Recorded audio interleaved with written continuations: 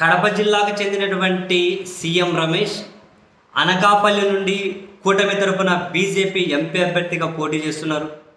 విపరీతంగా డబ్బులు ఉన్నటువంటి ఈ వ్యక్తి, ఈ ఎంపీ అభ్యర్థి విచ్చలవిడిగా అక్కడ డబ్బులు ఖర్చు పెడుతూ ఉన్నారు. అండ్ అదే సమయంలోనే చంద్రబాబు గారికి కూడా ఇచ్చిన మాట ఏంటంటే ప్రతి నియోజకవర్గంలోనూ ఎమ్మెల్యే అభ్యర్థికి ఖర్చు నేనే పెడతాను అని 13 నుంచి 15 కోట్ల రూపాయలు ప్రతి అభ్యర్థికి ఇస్తాను అని చెప్పారట.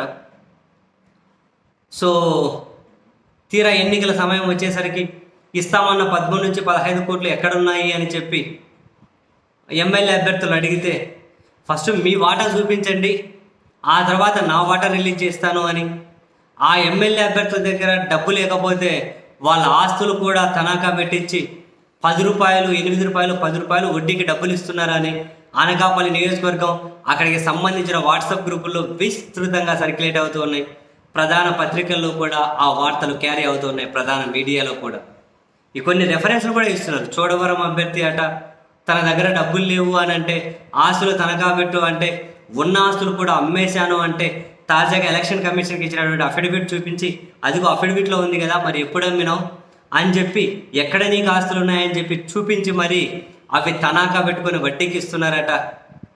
అక్కడ అభ్యర్థులు వాళ్ళ అనుచరుల దగ్గర వాపోతున్నారట, ఇదేంది ఇది, గెలుస్తామో ఓడతామో తెలియదు, ఆస్తులన్నీ పెట్టేసుకుంటాడా, గెలిచిన తర్వాత కనుక మనకు ట్రాన్స్ఫర్ చేస్తాడా, ఆస్తులు ఇవ్వడా, ఏమైనా ఇబ్బంది పెడతాడా, అసలే హైదరాబాద్లో అన్ని కేసులు ఎదుర్కొంటున్నారు, ఫోర్జరీ కేసులు కూడా ఉన్నాయి.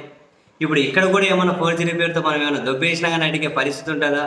ఢిల్లీ పెద్దలకు తెలుసు, ఏమైనా టీడీపీ పెద్దలకు తెలుసు ఎలా ఉంటుంది, ఎలా డీల్ చేయాలి అని. ఇక్కడ అనకాపల్లి సంబంధించి ఇక్కడ ఉన్నటువంటి మైనింగ్ మీద కూడా కన్నేశారు. ఆల్రెడీ దానికి సంబంధించిన డీటెయిల్స్ కూడా సేకరిస్తున్నారు గెలవకముందే. ఇక్కడ ఎలాంటి పరిస్థితి ఉంటుందో ఏమో అని చెప్పి కీలకంగా ఉన్న నాయకులు కూడా సన్నిహితుల దగ్గర మాట్లాడుతూ ఉంటే వాళ్ళ పార్టీల గ్రూపుల్లో కూడా ఇవి విస్తృతంగా సర్క్యులేట్ అవుతూ ఉన్నాయి. పోలింగ్ ఒక రోజు ముందు, కొన్ని గంటల ముందు ఇవన్నీ కూడా ఇలా బయటకు రావడం కూడా ఆసక్తి కలిగించే విషయమే. అన్నీ ఇప్పుడే బయటకు వస్తాయి మరి, ఎందుకంటే డబ్బులుగానే అడిగేది ఇప్పుడేగా, ఆస్తులు తాకట్టు పెట్టి వడ్డీకి ఇచ్చేది ఇప్పుడేగా.